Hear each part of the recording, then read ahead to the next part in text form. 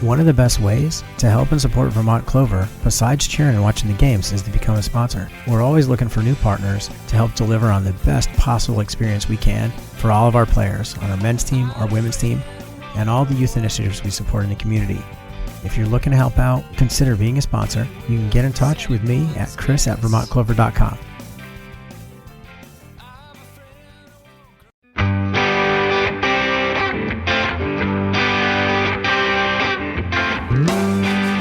Welcome to the Pink and Green Podcast, where we explore the rise of Vermont soccer through the lens of community, culture, and the game itself, featuring stories from Vermont Clover FC.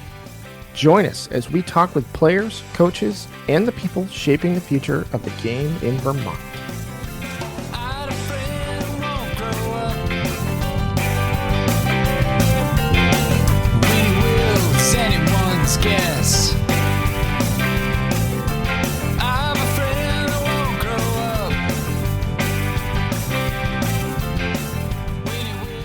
Welcome to the Pink and Green Podcast. I am AJ Murray, and this is Chris George. Chris, how are you doing? Sure is.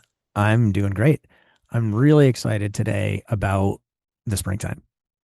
Luna and Nikki were outside doing some flower planting. They have green beans, they have sunflowers. I had some suggestions about where to put things, but they were not good suggestions, so they are in other places. Nice. Don't you love it when you have a suggestion for your child and they let you know right away? Well, no, it wasn't even that. It was Nikki. Yeah. Like, you do realize if we're going to plant the sunflowers there, we have to pull back the grass, okay, right? And that's really just about me making a bad suggestion, not about them turning it down. Gotcha. Oh, when I make suggestions to my son, even though it's a good suggestion, he just doesn't know it yet. He lets me know that he doesn't approve. Yeah. So how are you today? I'm doing well. We had our driveway sealed, so all I'm smelling today is tar. So that's been fun. But other than that, it's been a good day. Yeah. If you find yourself getting lightheaded, you should open a window. Right. Isn't that what they say on the paint? Yeah. I'd rather not open a window right now because it'll let more of that stuff in. Yeah. You need a fan or something. Pull your sweatshirt up. Yeah. You ready to introduce our guest? I am. I'm very excited to introduce our guest, and I'm very excited to talk to him. I only obviously ever see him at games and practices and stuff like that, but I'm excited to talk to him a little bit. So our guest today is Michael O'Connor. He is, he's been the captain at just about every game. I think every game he's been the captain of Vermont Clover. Welcome to the show, Michael. Thank you. What are some rest of bio stuff? You want some more bio stuff? Played at Rutland High School. Played at Vermont State University at Castleton, where he also captained 2 years. Uh huh. Is that right? Just one. Just one. Okay. Year. Just the one. All academic LEC. Yeah, good. So he's a pretty good student. What else? Mm-hmm. What else is interesting? Oh, and I think this is also interesting to people is that the coach of Vermont State University at Castleton is also an O'Connor. Mm-hmm. Michael's father. And everybody always asks about that all the time. And just to be a little bit on the nose about this thing, how is it planned for your dad? That's a question I get a lot. I honestly really enjoy it. Like, we have a really good relationship. We would always talk about soccer more than anything else, dinner table, car rides, that would be what we would talk about. So it was kind of nice that we could share that experience through college. Like, we had our different teams leading up to that. He never coached me until I was probably a junior or senior in high school. He started coaching me in club because he wanted me to kind of develop on my own.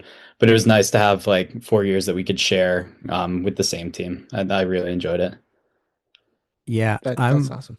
As a child of a coach and father of players, I'm really interested in the whole coach player, like father-daughter, father-son relationship thing. That's just the thing I think about. How old were you guys when you moved to Vermont? I was 9 when we moved, so 4th grade. Yeah. So basically, I mean, I'm sure you remember being in Rhode Island, but not definitely. Yeah. But you've been here for the most meaningful parts of your life, I assume. Yeah. Yeah, absolutely. Yeah. Okay, cool. Michael, I saw you recently graduated from college. Congratulations. That's fantastic. What did you go to school for? So I went for health sciences, so kind of a any health program. And so I'm going to physical therapy school this summer. So awesome. That's great. Yeah. where let's start with how'd you find out about Clover? How'd you get here? Well, we play Paul Smith in the fall, so I've seen Chris a couple of years now, and I found out from my dad. He was telling me that Chris was trying to develop a team, in Burlington to play in the UPSL, and he was saying that there was going to be some forms sent out, and I was absolutely like 100% going to apply no matter what. So as soon as I got the email, I put myself in, and I was really, really hoping that it would pan out, and it has so far. So. Yeah, Wait, your dad was one go. of the first people I talked to about it because I have a Mhm. lot of stupid ideas, a lot of them, and I need sane people to be like, "No, Chris, that's a dumb idea." And so when I was like, I called your dad and I was like, "Oh, see, I'm thinking about this thing. What do you think?" And he's like, "Well, Michael'd play, and a couple of these guys would Mhm. definitely do it." And I was like, Yeah. "Well, if reasonable people who are good players want to do this thing, like maybe it's for real." And then, Right. a couple of months later, here we are, right? Hmm. How's the experience been overall? I mean, it's tough to travel for you guys because you're, kind of far away, although that's going to get closer. But how's the overall experience been for you? Honestly, it's been really good. Like, it's obviously the travel is something that we just have to, deal with, but it's so worth it for us. Like Sean and I have been traveling since February to play, but we don't care about an hour and a half drive if we get to go and play, and we're playing with guys at a high level. And it's something that we just really enjoy. It's kind of like just being back at Castleton or, playing back like we did in our club seasons when we were in high school, especially because like, and I've said this to a lot of different people, I'm playing with guys that I have played against for 10 years now, competing against them in club or high school, and guys that I never thought I would get to play alongside. And it's funny developing relationships with them, becoming close friends with new guys like that. Michael, what was the expectation going into this thing versus the reality of it today, right? Like, so 6 months ago, you filled out the forms, you signed up. What did you think this was going to be, and what's the gap between what you were thinking and reality? Honestly, I wasn't really sure what to expect. Like, I Yeah, knew it would be somewhere where like a lot of good players would be applying to play and hopefully playing, but I didn't know like it was going to be this professional of a level, We get to training, everything kind of feels like set up for us and ready to go. The games feel so professional. We're walking out with kids like from the local clubs, and it feels like, that level that I had always like dreamed to play at, being able to, be a Chelsea player and walk out kids during the Champions League, like it's obviously not the same, but it feels like a lot of that same sort of level. that's awesome. I love to hear that. Um, I am so amazed at the composition of players on this team and how well you guys have gotten along together since like the get-go. And I've commented on this a couple of times in a few other episodes where I've traveled with the team and I've seen our other teams, the guys barely know each other. Like, what's your name again? What position do you play? And that is absolutely not the case with Vermont Clover. You guys show up, you're ready to go. Everybody knows everybody, and everyone knows their role on the field. What's different about Vermont Clover than you think some of those other teams? Like, why does that exist here, but not other places? I don't really know. I think about that a lot too because I'll hear other guys in some of the teams we play against being like calling each other keeper or striker, and not knowing each other's names, which I think is unreal. But for us, I think it's just there's something about Vermont that's like very local. Yeah. Like I feel that I know people in Burlington by name or by reputation, like distantly, even though I'm from Rutland. So then like getting here, I had a distant relationship with some of those guys just because I've played against them for years or like heard about them. And so I think it's just something where, like that familiarity is important to like starting the relationship. And then being on the same team really gives us the opportunity to like go further with it. Vermont, it's a small but sprawling state. There's like 650,000 people here, but when you start to get into these different niches, these different like subgroups, like I work in IT.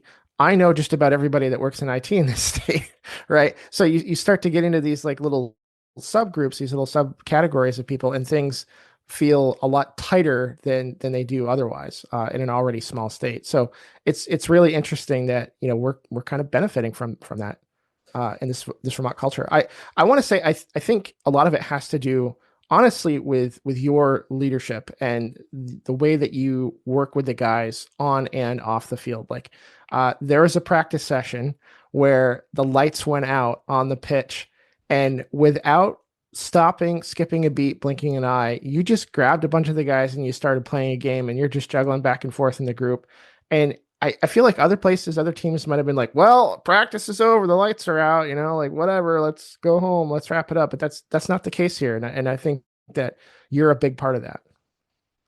Thank you. I appreciate that. It's definitely something that I try to bring, and whether or not like I was going to be named the captain here, it was something that I wanted to do with the guys, just like I love playing, and I know most of the other guys also love to play. So just trying to, make sure everybody has that good experience is something that's important to me, especially some of the younger guys. Like I want them to go into college, like knowing, and I say this a lot to guys that are in college, you know, they'll be trash talking on the field, and I'm like, this game is meant to be enjoyed. We're like supposed to be having fun right now. Like, I want to win conference championships. I want to do all these things, but I also like overall just want to have fun playing. Like, the game is meant to be played to have fun, not to win something. And obviously the winning is a byproduct and something that Sure. Is a really good feeling. But I think the best feeling just comes from being able to play. Yeah. I really appreciate that approach. In the leadership space that I work in, you'll hear top athletes all the time. Like at every level, the top guys is like, why do you keep playing? It's fun. And they say fun. Why do you keep doing it? It's fun. It's fun. It's fun. And you're right. It is about having a good time and about bringing people together. So as a general approach to leadership, have you thought about, okay, this is the kind of leader that I want to be besides just creating a fun environment, or is it just the kind of thing that naturally happened? I think it's more of like a natural occurrence for me. Like I think it was a development for me as I grew up, especially being around my dad's teams, watching guys, watching the captains or just like prominent figures on the team. I'm seeing like, oh, I really like what this guy does, or maybe I don't like how he reacted to that situation, or I do like how he handled this or that. And I think it's like the little like pieces that I've put together from just like seeing it and experiencing it, like captains on my team. And there's some things that I've taken away from other guys that I think are really important. And then some things that I've seen from guys and I'm like, that is something that I wouldn't want to do. So it's kind of just like building it for myself over time. And it wasn't something that was really like intentional. Like this is how I want to be as a captain. It was more just like, this was a positive experience for me and this was a negative experience. So it's carrying that on for those other guys.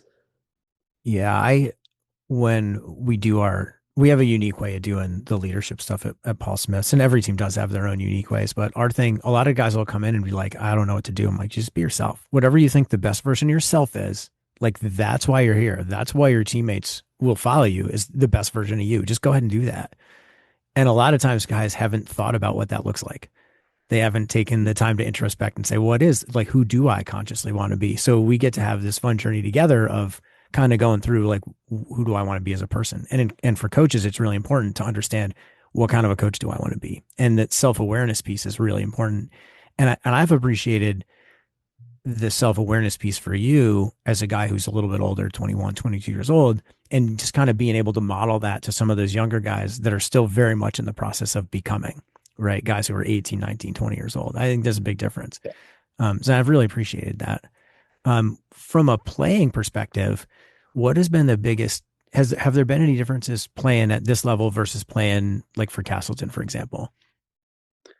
I think it's different because the kind of the groups of people that we play against are a little different. Like the guys that are recruited that we play against at Castleton, in the Little East, were guys that I would have played against in club, like at the higher levels. Like I went and guested for NEFC when I was trying to get recruited, because it's difficult in the Vermont Soccer League. So I was playing down there, and I think it's guys that are kind of modeled or built through these systems that they're like, this is the right way to play.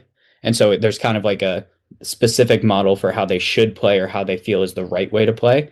And I think in the UPSL, it's a little different because you have guys that are a little older than college or not coming straight out of a club team. And they are, they have a little more experience. So they're playing the way that they think is a little more right to play. So it hasn't been ingrained to them that this is how you have to play. You have to play out of the back to death, even if you're getting pressed, like I think it's more of like a life experience sort of thing, which is funny, like especially as you said, like as an older guy on the team, it's easy to say like that for me and Sean and Dima, as old guys talking about our life experiences. But I think it's positive to have like the different experiences of playing in club, playing in high school, playing in college, and being done with that, and trying to put those together and think like what is the best way for us to play as a collective. Yeah. What are some of the differences in kind of style isn't the right word, but like the approach that, let's say, Brian takes to teaching the game or putting you guys out on the field? What are some of the differences and similarities to that versus like what your dad's doing?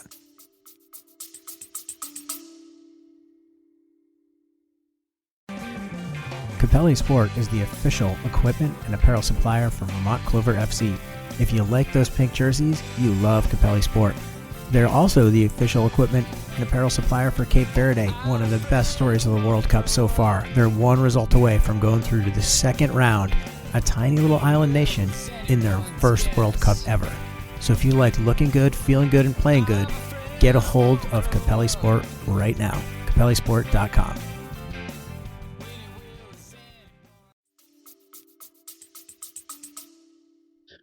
I think the way Brian goes about it is he's very, very trusting of us, that we know what we're doing. So he'll give us information and tell us, like this is generally how I want us to play, but he kind of lets us like take the reins on it.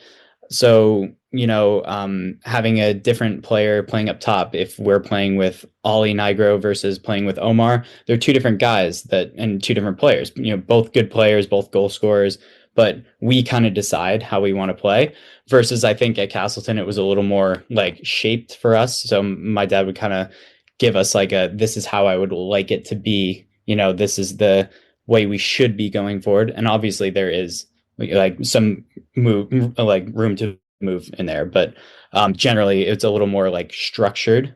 But I think like the free flowing for us at Clover is kind of nice too. It depends on your team. Yeah, and it sounds like you're a guy that's comfortable kind of doing whatever, which is, and do you think that there are guys that kind of struggle in not being told exactly what to do? I think like definitely it's an adjustment. I wouldn't say it's like something that we're like currently like people are still struggling with, but I think generally it is like when you first get here, it's the lack of like direct structure is is like a learning curve, Like I think that it's difficult to get at first, but then when you start to get to know the guys around you, you kind of figure out how you should be and where you should be and those sorts of things within this team. Because it's a very individual team, like very different from any other team I've played on, where we are all getting to know each other constantly. There's guys coming into training that haven't been here. So it is sort of like once I get to know, Rowan is a good example. Rowan Jensen, the right back, he's only come in the last 4 weeks because he's coming from school, but he's somebody that I've gotten to know really quick. And I now know how he likes to play, and he likes to get forward, and I can trust to play him out wide. And I know what he's going to do when he gets the ball.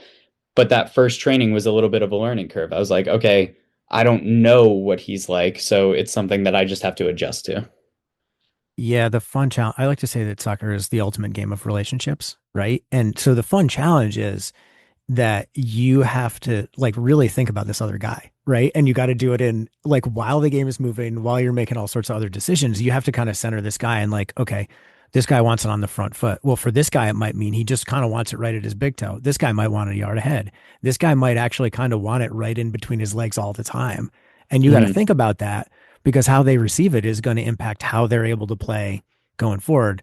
And ideally, they're thinking about that also. And part of the deal with being a guy in the middle is because you're directly interacting with all the guys all the time, you really got, you literally have 10 other guys you got to be thinking about all the time, Whereas if you're playing right back, maybe you don't have a lot to do at the left wing. Every once in a while, you might whack it over there, but Mhm. you're not really having that kind of direct relationship with him on a touch by touch by touch by touch basis. So Yeah. I really appreciate your approach to that whole thing too. That's pretty cool. AJ, what do you think? I think you just said a lot of things that blew my mind, right? Like you, I I'm not an athlete, so when you're saying like pass to somebody and some guys want it at their big toes, some guys want it like right in between the legs, some guys want it like a few yards out in front of them. Like I didn't even think about any of that, right? Like Well, that's new to me. I could nerd out for you Yeah, for go a ahead. second. So there's really Yeah, five places please. there's five places to play the ball, right? If Michael and I are passing it to each other in a game, there's five places to play the ball, right? And each one of those tells the guy that you're giving it to what you want him to do. So the first place, in two places, it's either ahead of the front foot or behind the back foot, right? In relation to attacking versus defending. You play it ahead of their front foot. It says, we want to go forward. Now let's go do that. You play it behind Yeah. the back foot, says, I want you to go backwards and we're going to play into negative space.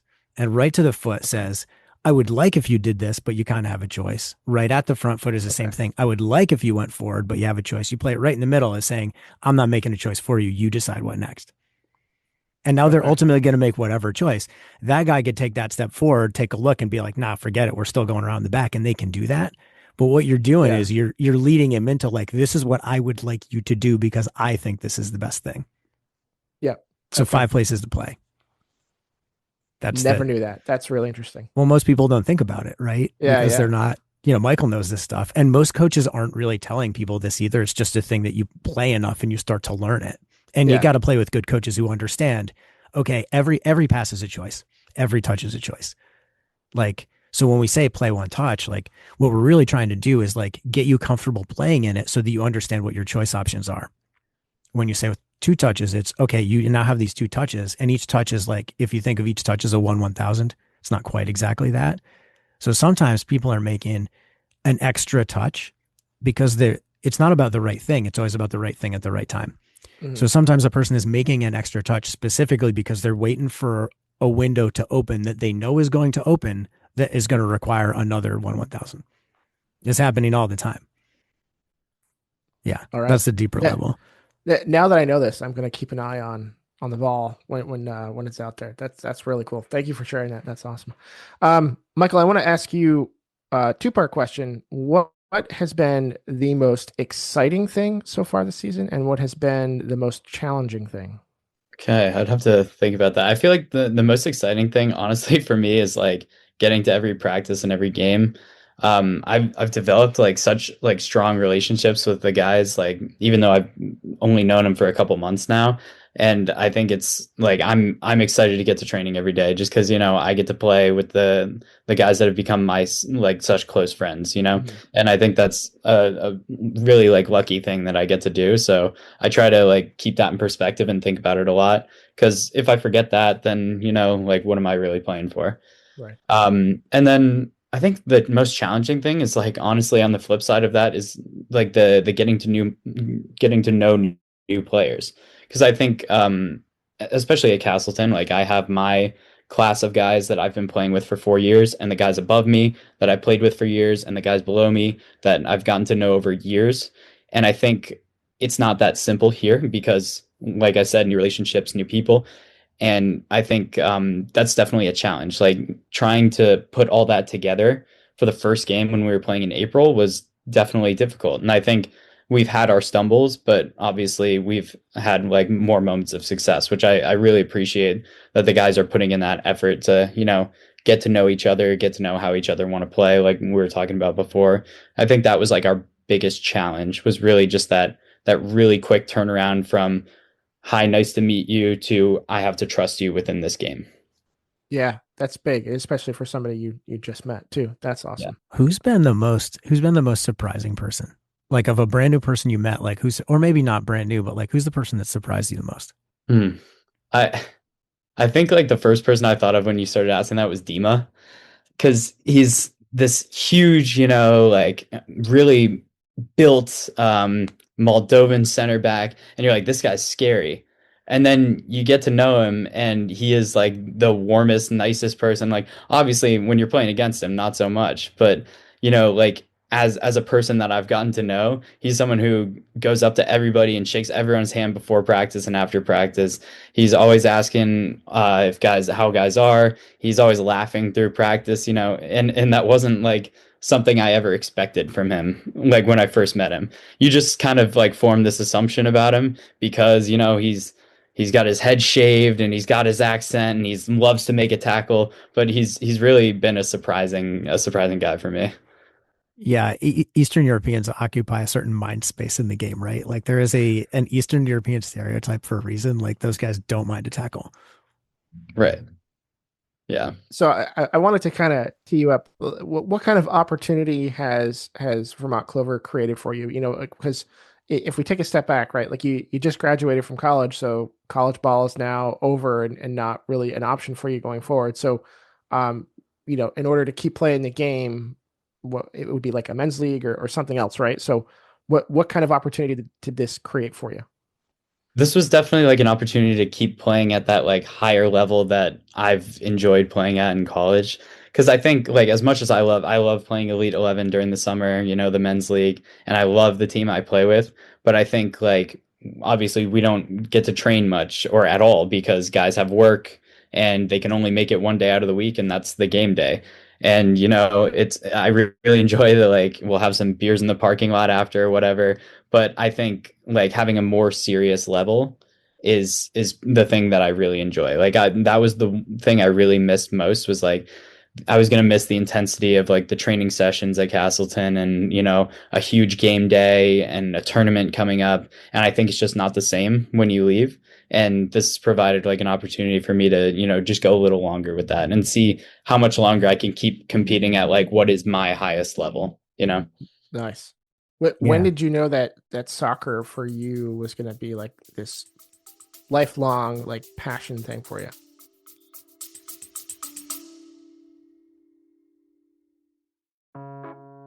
If you love to watch soccer, the best place to do it is at the Slide and Pub on Shelburne Road, Vermont's first and only soccer-themed bar. Come on down today and catch all the World Cup games. They also have the Vermont Clover games on too. The food's great, the people are great, and the soccer is awesome. We'll see you at the Slide and Pub on Shelburne Road.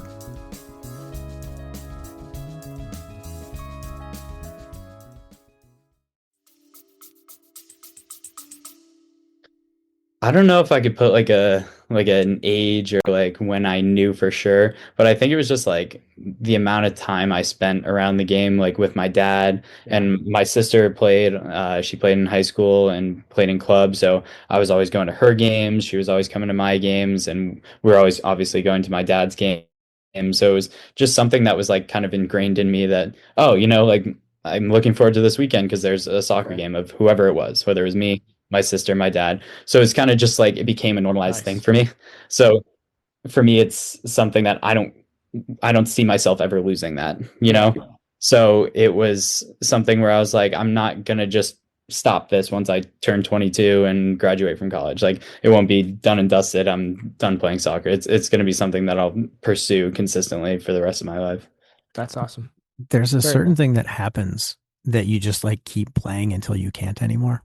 This is like, I mean, we talked to Al the other day and he was like, he's still doing the men's league thing. And I mean, I played until basically I ruptured my Achilles and like kind of couldn't do it anymore. I mean, but I'll still catch an occasional pickup game. But there's just something about the game itself that never leaves you really, Hmm. and just being around it, just coaching it like, I mean, that scratches a certain itch, right? And I love doing that. And my favorite part about that is, just kind of being with the guys and teaching and all that. But then there's a lot of times where like, I just want to play and I can't hop in and play with those guys. Like that's not a realistic thing anymore.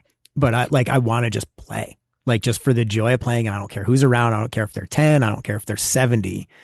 I just want to do it. And I don't know how to describe that to anybody else, but you know exactly what I'm talking about, right? Yeah, Like, absolutely. and I think soccer players kind of know that thing, and you can still catch pickup games. Like I still play with Trey's dad every once in a while on Sunday mornings. It's just wild. So there's a lot of soccer going on in Vermont right now that's kind of new. What do you like? What are your thoughts on all that stuff? So just to kind of go with everything that's going right now. So Green's been around for a while. They've got a women's team going this year. We're going now. Vermont Wild, which your dad is also coaching, uh, is going now. That's a women's team down in Manchester. we're about to launch our women's team, which is going to also go play against them and then, kind of leading towards league things. What are your thoughts on soccer in Vermont right now? It's so exciting for me because I think growing up, like I always wanted to have like a team close to me that I could support because there's this whole idea in soccer of like support your local team. And it's hard in the US because not everybody's close to a team. Like I think closest team for us is the Montreal Impact or maybe the Revolution. So those would be the games that I would go to as much as I could when I was younger. And I think it's like such a unique opportunity for kids to be able to go catch games every weekend, go see the Green play or come see us play, and then have it all over the state, like being in Burlington, but also being in Manchester. You get southern and northern Vermont. It gives like people an opportunity to go see things. And I also think it's unique because it's what I was talking about before, like the how close knit everything is in Vermont. We were playing the other day, and I know Patrick Inferno, one of the big guys at the Green, pretty well, and I see him and a bunch of the Green players at our game, and they're not watching out of like any spite. They are watching because they love the game and they're cheering for us and they want us to win. And that's the same thing. Like I go to the Green games and I love watching the Green and I want them to succeed. And I think that's like that sort of like close knit thing continuing through like all the levels, you know? And I think that opportunity is very unique for like a small state. Yeah, it is. A rising tide raises all ships is really true in Vermont, I think. Have you Oh, I been love to, that saying. I love that yeah, saying so much. it's good, right? Have you been able to get to the Wild yet or hadn't worked with your schedule yet? I haven't yet. I missed their opener because we had training that night, so unfortunately couldn't go to that one. But they play twice this weekend, so I should be able to make it on Saturday and hopefully get to see that. But obviously they've took a couple years off, but they were Fusion before, and that was a really cool thing to see. Like they had an incredible amount of people at their games, and they were so well known in the community, and the people of Manchester just really enjoyed having it. So it was tough to not have it for a few years, but that's like something that kind of shows you how important it can be to a small community. Yeah, those weekends that they do the Green Mountain Challenge were like awesome, right? So Mm. AJ, so Vermont Fusion, which is the club that hosts the Green Mountain Challenge in Manchester, they used to have a women's team in WPSL. 3 or 4 years they went, and they had some really great players. They were really, really good. And Green Mountain Challenge, they would always host a home game during that tournament, and so you could go and Applejack Stadium in Manchester is awesome. It's really, really cool. It's an awesome grass field. Like it's real good grass, which is nothing's like real good grass. Like every player will tell you that nothing's like real good grass, but it's also like an old school wooden bleacher stadium. So if you watch like Oh, old wow. timey baseball movies, it's like Yeah, that, right? So it's that's got like cool. a roof on it. It's a really, really awesome experience to go watch a game there. I can't even imagine what it would be like to play. And you guys are going to have an opportunity to do that when we go down there and play on the third, which is really cool. But just watching that thing, and there'd be hundreds of kids in the stadium cheering these women on. It was awesome. Like we used to, I think I saw 4 or 5 games total. I assume you probably saw at least that many, Michael. Oh yeah, I saw a lot. Yeah, because it's pretty close to Rutland, right? And with your Yeah. dad being there, and the quality of football is out of this world that Mm. they were playing. And I assume it's pretty similar now, but they had some Yeah. really, really great players. Um, you know, honestly, like girls that have no business, they're way too good to be playing in tiny little Vermont, but here they are, you Hmm. know, but here they are winning things and doing really well. Which is kind of what we're trying to do too, is be that community team. I'm of all the things we have on our calendar coming up, the thing I'm most looking forward to is that game, believe it or not, on the third. I mean, it Nice. doesn't mean anything. It's just like, an exhibition game against a team of guys from down there. For our women, it's the same thing. It's an exhibition game. It'll be their first game ever, which is going to be really cool. But I'm really looking forward to just the whole experience and the environment. I mean, is there anything special that you're looking forward to kind of going through the rest of the season? Honestly, like the whole season so far has been pretty special, like being the inaugural season and everything. It's exciting to succeed as much as we have so far and, have that home playoff game that we have coming up. So, I mean, that's what I'm really excited for is just like getting to play again at home because it's been, I think, 2 weeks now since we played at home and like I'm already itching to be like playing back at home. There's just something different for like us there, having like all our family and friends and kids from the community and people come watch. It's just been like really, really exciting. And I think something something different because you don't always get a lot of people at your games, at your college or your high school. So I think like for a lot of guys, it's something new and it shows, like guys really want to perform in front of the crowd and they want to win for the people that are there cheering us on. And so it's like such an exciting feeling to know that like this weekend we're playing at home. Yeah. Have you noticed differences in the crowds between home games and away games? Definitely.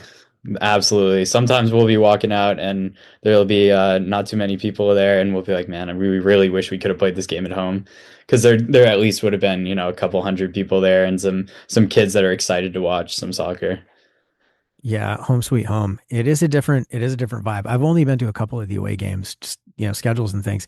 That first game, if you remember, at in Maine, where there's like one guy's family and then like a couple other guys' brothers, and then like our Capelli rep. That was the entire. You were there too, weren't you, AJ? The first game in No, no, Maine. I missed the first one. I Nah, there were like 5 or 6. It was a cold day, and it was really oh windy. man. It was not like a nice day. It wasn't a day you would just Yeah. randomly find a game to come watch. But I'm sure that like some of the guys were looking around like, what on earth are we doing?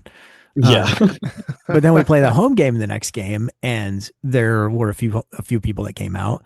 And believe it or not, the last game that we played has been our best attended game. We had over 500 people there, which is Oh wild, wow. right? And the crowd kind of, I mean, okay, we lost, but like it hits different when there's people like actively cheering and kind of getting after referees and cheering for you and getting after other people. It's different. Um, the difference between 100 people and 500 people is just huge, Yeah. right? From a support level perspective. One of the enduring moments that I've seen in pictures is a picture of you and your dad kind of hugging over the cattle fence. I think that was after the first game. Talk about that moment. Like, do you remember that? Yeah, I do. And I remember getting the folder of pictures from AJ and my girlfriend had said she saw him take a picture of me and my dad hugging. So I was like, oh, maybe it's in there, maybe it's not. And I saw it and I was like, man, like getting to see it from a different perspective is nice because like obviously like I'll go over and see him after every game that he's at and get to talk to him and that's like a really special thing for me. But it just kind of reminds me how lucky I am, to have not only my like college coach but my dad be able to make it to those games and watch it. It's just something that like means a lot to me. So, being able to see that picture and have it, I framed it for my dad and everything. So it's just something that like means a lot to me. Oh, really? You framed that? That's cool. Yeah. I also am curious about the dynamic. So your girlfriend is also a pretty good player, Mhm. also at Castleton, also playing this summer. So what's that? How do you guys how do you guys find ways to support each other even though you're playing, hours apart? Well, she bought the season ticket, so she's been up to like all the games so far. And it was nice because she's playing with the Wild, so they don't start their home games until this last Friday. And so she was able to make it to a ton of the games, and I've been going down and watching the practices down at the Wild, and just like trying to figure out my schedule so I can go like give that back to her because like that support is really amazing for me, and I'm very lucky to have it. But it's also like support and like helping each other in the moments that aren't the games. Like she it's her first time playing with the Wild, so she was training a lot this spring to make sure she was ready. And so that was for me. We would have a late practice, and the next morning I'd be at the field with her just so we could get some time in, and she could have somebody to train with. And I think like we have a really good time training together. I think that could be difficult for a lot of people, when you're having a bad day at goal and you keep hitting them into the baseball field at Castleton and you're just not having a good one. But for us, it's like we keep each other, looking forward and don't let ourselves get down on ourselves. So it's really nice to have, and it's a funny dynamic that like I have my dad and I have my girlfriend both really involved in soccer and really involved in my life, but it is something that I really enjoy. Yeah, during the spring games, I was so for AJ to set the context and the listener, the college team I coach and the college team Michael played for, we play each other and we went to the spring game kind of festival thing that the Castleton guys hosted. So my guys were playing and in between games, I was sitting up in the booth with Sean and Michael and Tina came in and that was a real good time. like just kind of watching a game with you guys was actually a lot of fun. And I had never really talked to Tina before. I'd met her, at a game and said hello, but never really spent any time with her. And I really, really enjoyed just, the dynamic you guys all have and just kind of being able to sit in there and kind of be a fly on the wall a little bit. It was fun. It was a lot of fun. I'm still so tickled that you gave that picture to your dad, framed, because Yeah. that was a fun game. It's fun time. Michael, I'm a big proponent of mental health. You have a lot on your plate, sir. So how do you take care of yourself? How do you stay fresh so you can, be an athlete and then still show up for class and everything else that you do? That's a I don't know. I think with playing, like it's kind of my break from school. Like I am like I love what I do and I'm really interested in the field and everything. But sometimes you get to that point where you just like you need a little break from, your Yeah. anatomy class. And I can't like look at a graphic anymore and try to memorize the, muscle origins and insertions and everything. Like you just get sick of it. Yeah. So I think like I have a pretty good balance between my academics and soccer. So like when I have a bad game, going back to school is something different to focus on, takes my mind off of soccer. And then when I'm struggling in school, like to stay like on it, just going out to the field for an hour, or, like going to training, I think is like a good break. So it's kind of like a like rocking between those things. So like There when you go. one gets to the breaking point, the other takes over, and then you just try to keep it like 50-50. But that's the best I can do. And I think it's just like I said, I enjoy playing so much and seeing all my friends at the field that like that gives me like a relief, from the things that are stressing me out. And that does happen with school, and we'll see how it goes with PT school, because obviously that'll be a little bit of a grind. But I think that like having the Clover to play with during the summer, and then playing indoor and pickup and intramural will be good for me too. So helps to balance it out. Yeah, that's awesome. Yeah. As oh, go ahead, Chris. I was gonna say Clover's not going anywhere.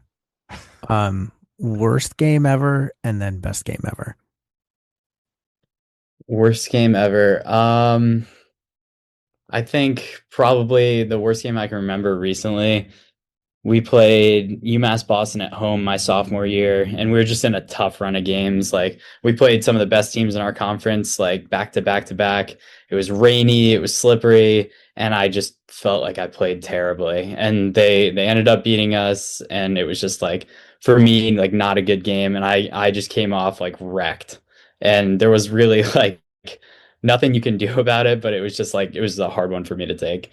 And that's like the one I remember most. Like it's some of those that are the outliers. Like you feel like there are some not so great and some like pretty good. And that was one of the outliers of just like I felt horrible. But I don't know, best game. I mean, some of the games we've played this spring have been, like really exciting and fun to be a part of. I think that first home game against the Mystics was a great game. And it was cool to get to score in that game and have my dad be there and my girlfriend be there. Like that was really cool. But I don't know. I could think of so many different games. I think honestly, one of the ones I enjoyed a lot at Castleton was my freshman year. Same thing, UMass Boston, but we were playing at their place, and we scored a really good goal. Matt Spiller, who wish he could have been a part of the Clover, but he tore his ACL this fall. But he scored a brilliant goal, and we spent the rest of the game defending our butts off like as hard as we could, and it was such a rewarding feeling to win the game, and then we got a home playoff game out of it. So like that's one of the best ones I have in my recent memory. Yeah. UMass Boston, both sides of the coin. Hey, there's still next Yeah. year for Spiller too. He's got to get on that rehab, get fit Yep. again. Oh, Right. he's working hard, don't worry. Yeah. And he's coaching too, right? At Yeah, he is. He Far coaches Post. with Far Post. Yeah, it's good. I think I saw him the other day at the field, but he was like going one way and I was, you know how that goes. Hmm. What do you got, AJ? As we come to a close on our episode, Michael, I wanted to ask you, um, answer this however you like. What's athlete to athlete? What's like the best piece of advice you've ever gotten? The maybe the best thing you learned throughout. You've played soccer for a really long time, and so just if you had to give some advice to a peer, what's the best bit of advice you could offer? That's a tough one. I think one of the best ones I heard was when I think I was going into seventh grade.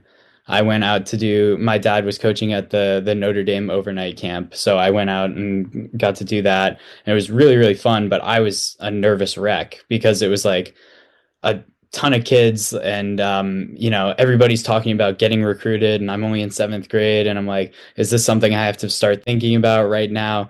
And so I was like really, really nervous. And between the two sessions of the camp, there was one the first week and one the second week, I got to go and kick around with some of the Notre Dame players just because we know the guys pretty well and they were working the camp.